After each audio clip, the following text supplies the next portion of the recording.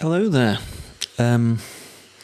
So my old laptop fans have fired up so much that they sound like an old Star Destroyer, and it looks like I have a guitar in front of me that's well in need of repair, so that means this is another edition of Nostromocaster, my doomed guitar.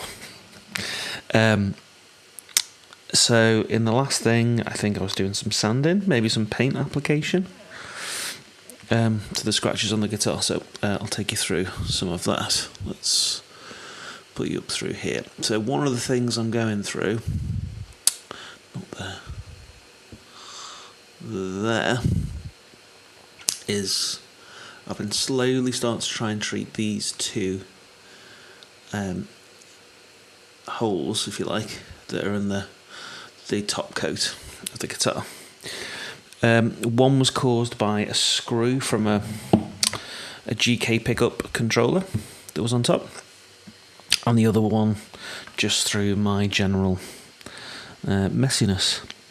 And so I think I've had some success. If I place my thumb on this one here, let's see if we can get that one's had moderate success, and I think that one's ready to be filled with glue. This one here, though, the centre of the hole, you can see it's very bitty compared to the other one. This one's quite a clean hole, and in an earlier video I sanded that out to make that more even. And so I'm facing a similar problem with this here. And this series of scratches / hole here, I've had an issue where no matter seemingly what I do around these bits, I've got a bit of a messy piece of lacquer, and it doesn't ever seem to be, how can I put it, like the red coat that I put on top to replace where it's scratched is going to work. It's too close to the surface when I apply glue. I don't think it'll work either. So what I'm actually going to have to do is I'm going to have to sand into it a little bit deeper, make a little bit of a dip, then apply the colour coat, then apply the glue layer. And so I'm just going to get through as much as I can in this one. It is a Monday evening.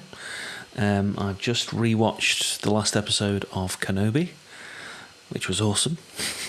And my girlfriend has started watching another episode of Sherlock again, the one starring Benedict Cumberbatch. And yeah, it's called The Reichenbach Fall. And I feel a little bit funny when I'm watching it because I'm just very sentimental. When I watch Sherlock Holmes losing his livelihood, I feel quite bad for him. Don't want to give you any spoilers if you've not seen it. It's a very entertaining episode. So I'm doing this for a bit. So let's have a look. This is super thin super glue. So when the time is right, I might apply this to. I might apply this to here, and to here, and to the various other spots. And then I've got two other thicknesses. These are all very heavy setting super glues as well. Very, very strong. Kind of a bit different to Gorilla Glue and the other regular super glues you might buy. This one I had to find online specifically for a super thin one that made sure it says that it cures clear. That's very important when you buy this stuff. It might be out of focus, but it says on the label there, it says cures clear. So that's an important thing. And then these other two, you can buy these in the UK from a place called Tool Station and a couple of other spots. And this is industrial grade super glue. Again, very good. But from what I can see in the videos online, they recommend that you use a very thin super glue. I'm not totally sure why. I'm sure there's a very good reason. So I put the thin super glue on this first spot on the body, which is where my thumb is right now, there. And that seemed to work okay. So I'm going to try it on the other areas as well. And the other thing that I've seen on a lot of other videos is that when they apply the super glue, they seem to have a teeny tiny nozzle like this to apply it. So that's a super thin nozzle. And even when you apply that nozzle, it's kind of like, when you apply that nozzle, I know this isn't in focus, hopefully you can see a bit. When you can just pop this nozzle on the top of an existing nozzle, basically, like so. and that will make sure that you've got a much thinner tip than the one even provided.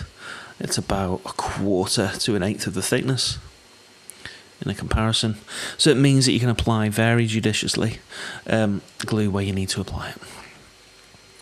So that's what I'm going to do. What are these called? When you see them on American videos, they call them whip tips. It sounds a bit saucy. What is this called? This is called Panda Hall 100 Pieces Kunz. Whatever that means. I searched for fine craft nozzle.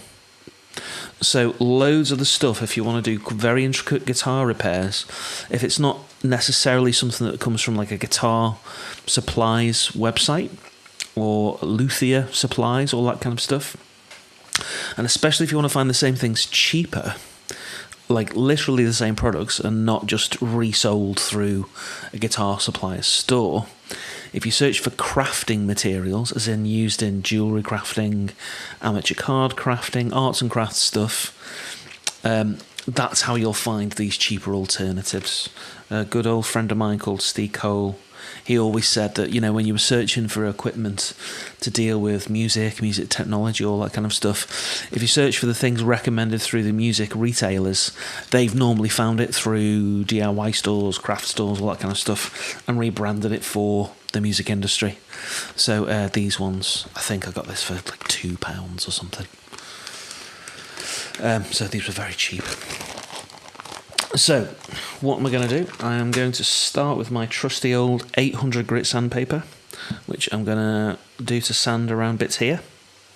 Let's see if I can dig that out. Somewhere in the middle here somewhere. There we go. There's some 800. P800. Dun, dun, dun, dun, as if by magic. And I've got a spare piece here. And I'm going to cut those off on thin strips, as I usually do.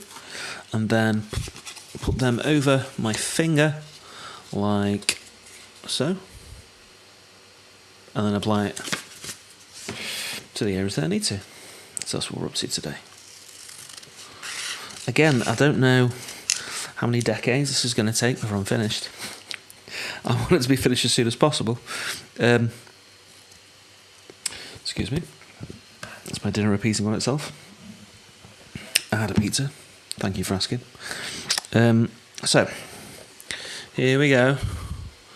On that scratch, you got quite a good light view of it there. So this scratch here, you can see it's quite messy when you get under the light. The other one, I managed to hone that down to more just of a regular circle shape. So that's what I'm going to attempt to do with this. Now I can't apply that so it's like lovely and visible to you at the same time as me doing a good job. So I'm going to be at this angle and I'll chat as I'm doing it. So let's give it a go.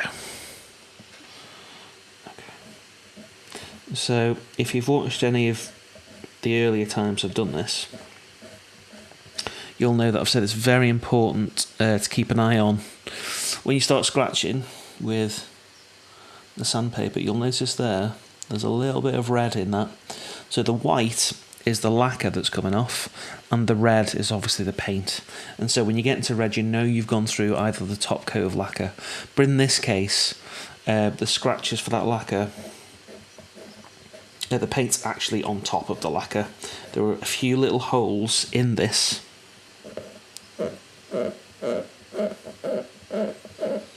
And I was trying to fill those holes as finely as possible. I was using a really, really tiny paintbrush with just a few strands. But it was still just a bit too cumbersome. It was still a bit too ham-fisted an approach. So I'm going to have to make this area a bit more sanded and a bit more dropped in terms of depth compared to the surrounding guitar body, which is a bit more drastic, but I think it's the only way that I'll get an even result in the end. And as I said in most of other of these videos, it would have been much easier for me to have had this body sent away and just resprayed. But this is because I love to tweak. So, like, I'm calling this Nostromocaster, but the thing I've always had in my mind for a few years before I've started doing these streaming videos, which are, to be honest, a record for me as much as anything else, because I'm not getting any views on these things, is that I want to learn and develop the technique for myself, and I enjoy learning the techniques, even on an amateur level. So, yes, I could have had it done much more quickly and efficiently, but I don't mind. I don't mind at all. So, my aim with this,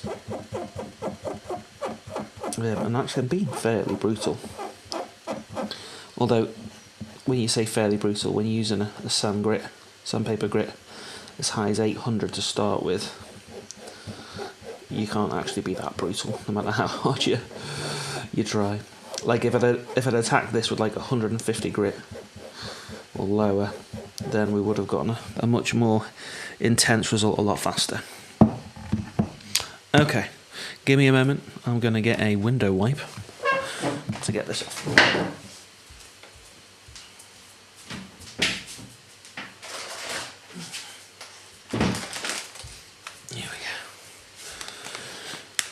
Hope you enjoyed that exclusive view of my Sonic the Hedgehog shorts. These are just glass and mirror wipes that you can buy from most regular shops. The reason it's good to do this is because you can wipe away the excess lacquer that you've gotten rid of. And it looks lovely and shiny for a moment, like you've done an amazing job. Let me try and reflect off the light that's on the fridge there. But then it dries away, and then you can see what remains. So you can see what scratches are put there, and you can see what else you need to do. So I'm going to dry that off to reveal the true state of the scratches on the surface.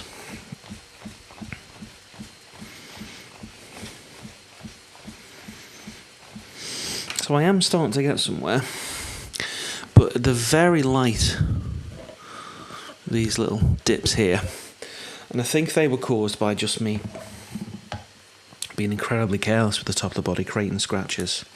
And I've actually just got to make those scratches a bit more uniform, because doing a very, very fine intricate cover-up is beyond my skills, really. I attempted to think about ways to do it.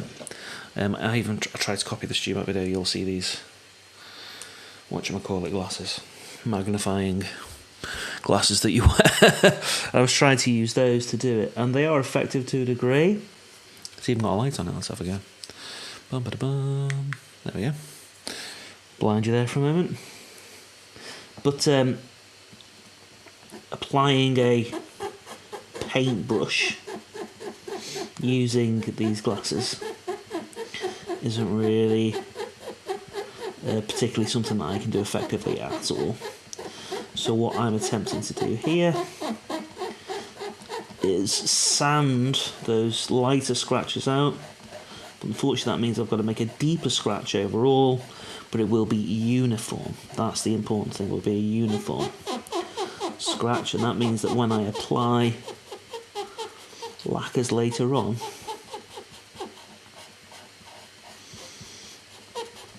sorry about the moment silence there. You can hear the squeaking. That means the sandpaper's kind of doing its job, but it also means that I've really heavily loaded the paper, you can see there. So let's wipe some bits away. Put these up for a moment, there we go. And turn that off. Bake.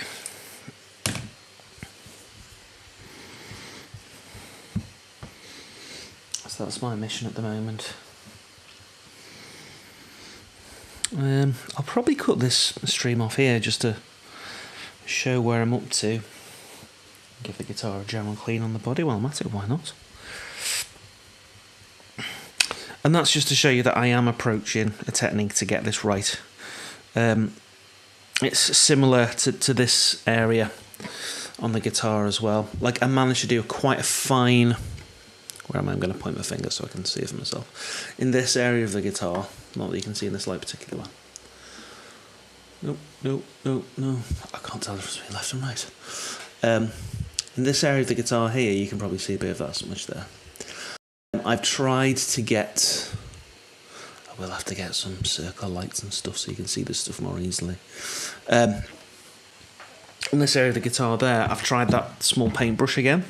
Because there's a lighter area here, but it's just not providing a good enough repair, and I might have to do a deeper, more consistent groove through the use of heavier sandpapers, so I can get a more consistent and even reapplication of lacquer, which will get a better result overall. So the short answer is it's got to get a bit worse before it gets better, is what I'm going to have to do. Hope if you're watching this you are doing okay, and the next time I do one of these, hopefully I'll be a bit further down the road and thinking about moving on to the next step with this guitar. So peace be the journey, and I'll see you next time.